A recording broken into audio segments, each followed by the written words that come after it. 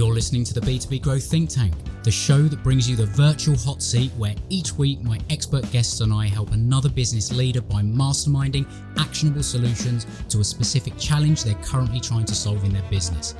So if you're looking for answers to a specific challenge that you're facing, that if you could solve in the next 90 days would have a huge impact on your growth, send it in to thinkttank@thinklikeafish.co.uk and we'll see if we can feature you on the show. My name is Adam King, your host and the captain of the ship at growth consultancy Think Like a Fish. And if you're ready to rethink what's possible for your business and discover the growth strategies, advice and insight to turn this new vision into a reality, let's get started. Hey, Adam here, and thanks very much for tuning in. And as you are, I'm going to make the assumption that you are responsible for generating revenue for an established B2B professional service business, and you're looking to grow your revenue. So what I've got for you, you're going to absolutely love, because I've recently released my new revenue multiplier calculator and bonus training, where using this tool and following the training, you'll discover how to uncover the hidden revenue opportunities in your business and be able to systemize your growth using 7 revenue multipliers that can double your business in 12 months or less. So if you want to go and grab your copy, go to thinklikeafish.co.uk/calculator. Now, on to today's episode. For those who are new and haven't heard this section, this is basically where Stefan and I will be responding and brainstorming some ideas, solutions to a listener challenge that has been sent in. And sometimes we'll help them come up with solutions. Sometimes, as I've started saying, we will help them ask themselves some better questions to help them maybe come up with a solution themselves. So today's virtual hot seat challenge is: I've developed a SaaS software that helps businesses generate more social proof by automating the way they capture, generate, and publish customer success stories and case studies using an AI-powered virtual agent to interview customers. It then creates multiple sales assets, marketing, and content assets that they can use throughout the entire buyer's journey. My challenge is, though, I'm in a bit of a chicken-egg situation. I'd like to go to market by licensing the software to marketing agencies and other businesses where digital marketing touches some aspect of their service delivery, to help them expand their offerings and grow their revenues, but I don't yet have enough high end user feedback to validate the product, and that product will have that demand that I expect. So any thoughts on the direction I should go at this point? Now, you are a founder of a SaaS company, and I can imagine you have got a lot of experience, obviously, of this, but maybe some thoughts on some of the first things to think about. Definitely, and I think it's an interesting topic to discuss, because for the many SaaS founders around, this is a common challenge. You have a great idea, you design the product, and then the next step is how to market it, because you want to spend all your time on it, you want to make a living of it, and even better if it's possible. But in my opinion, it all starts with the product market fit and the validation of the product, because there are maybe already tons of similar tools out over there which you're not aware of. And even if you're aware of that, you can take advantage of it. So if I replace it, exactly the same case study as what we did with Expandy, we bootstrapped Expandy as well. And we launched it mid-November 2019 on the global market without any budget on marketing or paid advertisements, unfortunately. So we needed to be a bit more creative and doing things out of the box to move things forward. Now, a little bit of a small background. I was an agency owner who helped people getting great results on LinkedIn before I start designing Expandy. But I've used all the tools out there in the market. I knew all their advantages, but also their disadvantages. And that was also the reason why I stuck. And from frustration, I shared my ideas about Expandy, to use it on a safe way in the cloud from agency perspective with my technical co-founder Glenn. And that was actually our starting point. But after that, the go-to-market. What we did in the beginning is that we we start building a comparing page between our tool and one of our biggest competitors at that time point. And because I've used these tools before myself, I for sure knew everything about what was not that perfect in my believing. And as a second step, we needed to gather feedback as well from people. Is there a fit? Will it definitely make sense to spend all our money and time to move the project forward? So what we did as a starting point was that we were searching for communities where actually the community of our competitors. So let's say our competitor had a Twitter page, but they also had a closed Facebook group with a lot of users in there. And what we did, we used a scrape tool. I think at that time point it was Texao to scrape all the people in that group.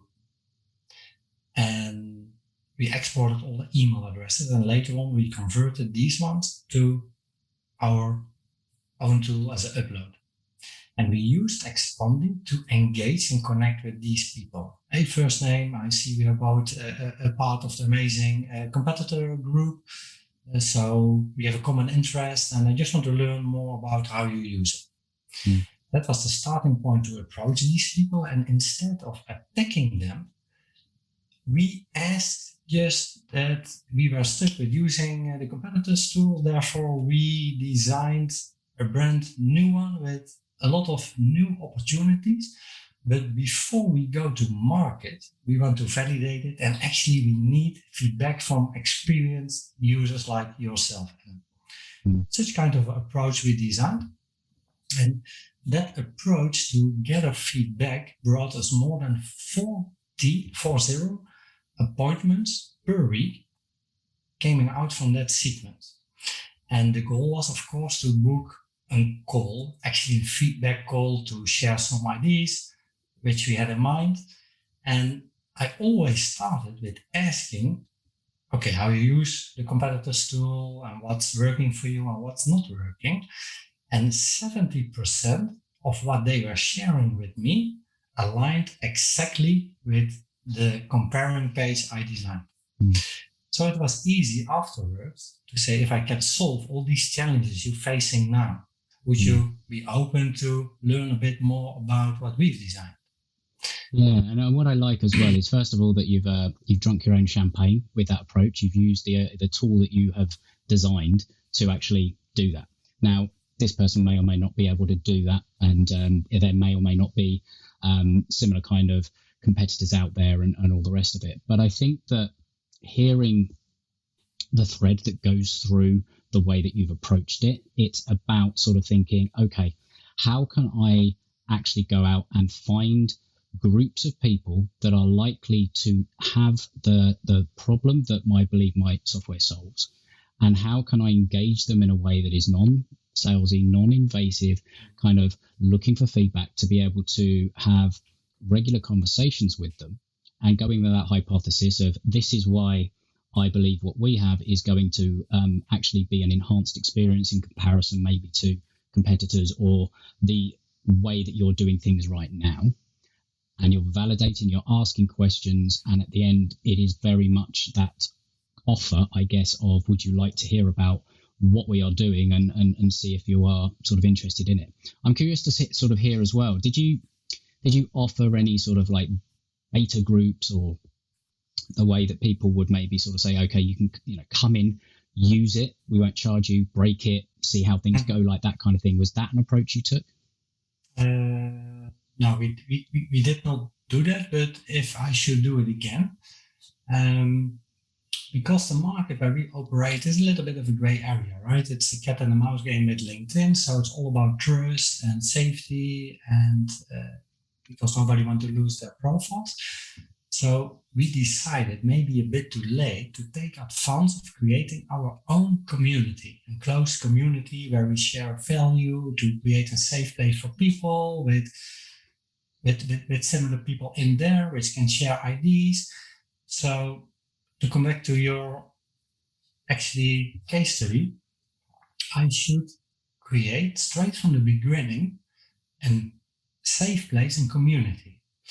And from my experience, I see that, for example, the groups on Facebook are much more active than the ones on LinkedIn. So if you are able to create an own closed Facebook community and then use LinkedIn and build a funnel to bring people in there, and coming back to some of the search strategies, that if you're going to search for content related to your product, then it's actually a warm introduction to bring people because you like this post, because you attend this event. I've created a community about this business topic where we share tons of value, and Stefan is also in there. Mark Zuckerberg votes for the top 100 groups. There's a funny joke in it. Would you join as well? Yeah, I like that idea as well. I think that could be incredibly valuable. And I think that, I mean, what are your thoughts about sort of going for the licensing approach as opposed to going direct to the end user? Because I think that what that approach does is it's sort of going to, again, it's kind of taking a similar type of approach. It's going to places where there are potentially groups already, i.e. clients of agencies that would have this need, to sort of go in and add value to that agency, but also help that agency add further value to their end user, as opposed to going straight to direct end user. Yeah, I should take the easy way, and that's still going on with approaching the marketing agencies, because then you only have to convince them once, and you have to sell it once. And it means that their own customers, they already trust the agency, so it will be more easier for them than for you to approach them straight away. Do you have a similar kind of program with Expandi? Yeah, in the beginning with Expandi, we thought it a bit more as well. In our beta period, when we just beta testing the product from technical perspective, we of course used our own tool to approach people. And in the beginning, we did it just on the Dutch market. And we approached actually people who did not even use an automation before to try to book a call with them. And with all our enthusiasm, of course, we booked a lot of calls, but we found out that it costs a lot of time and effort. First, I have to sell LinkedIn. If I sold LinkedIn, I have to sell automation. Oh, you can also automate some things on LinkedIn. If I sold the automation, then they ask me, how do I have to approach people? What's the best way to do that? Can you educate me? So we found out that it was for us a no-go to scale fast. So therefore, afterwards, we decided let's actually find similar customers as I was myself. Growth hackers, LinkedIn agencies, actually people who are already in love with LinkedIn, who already use automation, and who already know how to build strategies. They only need the trust, and we have to fill the gaps with the problems they have now. Yeah, it's kind of like who has people that are closer to the buying pocket? I've heard that term. And it's kind of like they don't need the education around, say, the value of having social proof, because that might be something that this company will have to really concentrate on. It's like educating the value of it, and then the challenges of the old way versus a new way and all that kind of thing. And it could be an even more narrowing of the target around the types of agencies. You're not going to go after a graphic design agency necessarily, or a SEO agency, but a reputation management agency will have people in that business, first of all, that understand the value of social proof, and also customers that also understand the value of social proof, because they're already paying for a service that helps enhance the reputation management, reviews, all that kind of thing. So I think that there's an awful lot of things to consider in there. But I think that, yeah, it is a chicken and egg thing with, let's be honest, with every business. Like, you have an idea, you want to go to market, but you need proof. So how do you get proof? Well, sometimes the best way you can get proof is by, as you've said, sort of having some of those conversations and then getting people just to try it. like however you want to get them to try it. But I think the difficulty, and we all make it a bit overcomplicated sometimes. We try and go for the world, whereas actually if we can go, right, these are the kind of people that I can identify, you can do something. And this hasn't something that I'd necessarily thought of, but that kind of taking some of the strategies that we've just been discussing is a great way of doing that. Finding content around social proof, around case studies, around, the things that the problem that your SaaS is going to solve, and engaging with them using maybe Expandy, even if they don't use Expandy. It's the same sort of approach. It's starting the conversation and then looking to be able to continue that and potentially validate it to the point where it's like you've got your own social proof. And I think that could be one of the, one of the ironies maybe, that you have a platform that is all about social proof, but you're trying to get that social proof yourself. Maybe on top of that, an interesting way is to actually search for content on Google and try to find authors of articles about social proof. We did a similar thing with Expandy.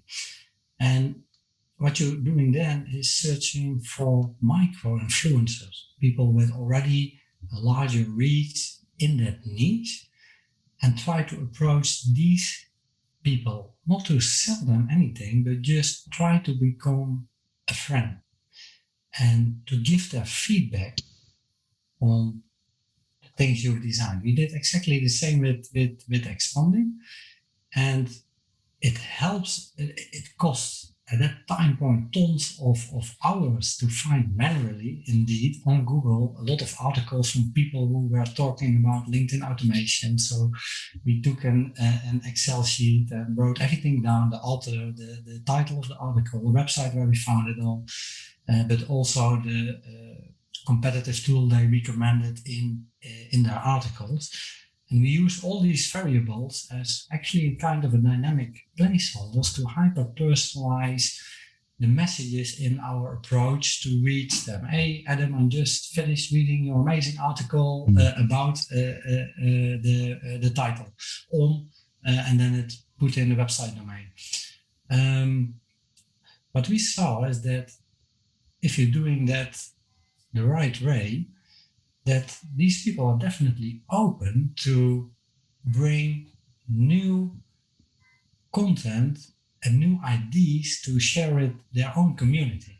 That makes sense. Absolutely, because they've already got the trust and that kind of thing. Definitely. So I think that's a fantastic, and it's kind of like an endorsement or whatever it is that you would sort of come up with that person, maybe just to try and get their feedback and all that kind of thing. So many ideas, so many benefits. So Stefan, that's been incredibly helpful, and I do hope that that is going to add some value to this person, but also just hearing about some of the even if you're not running a SaaS business, but having listened to the thinking of someone that has literally bootstrapped their way from nothing, 6 million a month, or 6 million in recurring revenue annually, that is gold. And I would advise you to go back and listen and have a think about how you can apply some of this thinking and ideas to your own business, because it will help. I think, you are proof. So that's it for this episode. I hope you found it valuable. I hope you got some great ideas that you can take away and apply to your business to help you grow. If you did, please share it with somebody else that might also find this valuable, because they will thank you for it. Also, to let you know that I have a podcast gift page where I put a lot of resources that I love to share with my listeners. You can find the links to join the Facebook community there, and you can get my book, The Conversational Relationship Marketing, and the audiobook version, all for free, plus a number of other resources I'll be adding over time on that page. So make sure you head there to thinklikeafish.co.uk/podcast gift, and you can help yourself to the things that make most sense to you. And if you have enjoyed the show, please make sure you're subscribed. You'll get updated as the new episodes come out. And finally, last favor, please consider giving the show your honest rating and review on Apple Podcasts. I read every single one. They mean the world from me. I love hearing from my listeners, and it does help others find the show as well. So if you want to go and do that, I'd really appreciate it. But until next time, have an awesome day, and we'll speak soon.